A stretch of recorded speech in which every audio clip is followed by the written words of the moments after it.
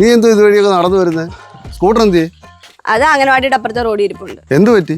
ഞാൻ ഓടിച്ചു വന്നതാ, കടാടാന്നൊരു സൗണ്ട് കേട്ട്. പിന്നെ വണ്ടിയിൽ നിന്നു, അത് സ്റ്റാർട്ട് ആയില്ല. പിന്നെ ഞാൻ അവിടെ വെച്ചിട്ട് വന്നു. കിക്ക് ചെയ്ത് നോക്കിയില്ലേ? എന്തോന്ന്? എടി ചവിട്ടി സ്റ്റാർട്ട് ചെയ്ത് നോക്കിയില്ലേ ഒന്ന്? ചവിട്ടിയൊക്കെ നോക്കി, അത് ഷൂന്ന് താഴോട്ടങ്ങ് പോയി. ഷൂന്ന് താഴോട്ട് പോയോ? എന്തോന്ന്? ആ ക്ലിക്ക് ചെയ്യുന്ന സുന. ക്ലിക്കോ? നശിപ്പിച്ച്. എടി ആ വണ്ടി സർവീസ് ചെയ്യാതെ എടുത്തോണ്ട് പോരുതെന്ന് പലതവണ ഞാൻ പറഞ്ഞതല്ലയോ? കഴിഞ്ഞ തവണ ഫ്രണ്ട് ടയർ പഞ്ചറാക്കി കൊണ്ടുവച്ചു. ടയർ പഞ്ചറായ പോലും ഓടിക്കുന്നവരറിയത്തില്ല. ടയർ പഞ്ചറായ എനിക്കെങ്ങനെ അറിയാനാ? ഓടുമ്പോൾ ഞെക്കി വെക്കാൻ പറ്റുമോ?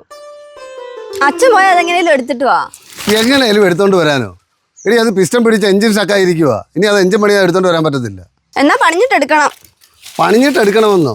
അതിന് എത്ര രൂപ വേണമെന്നറിയാമോ നിനക്ക്? എന്തെങ്കിലും ഉത്തരവാദിത്വം ഉണ്ടോടി നിനക്ക്?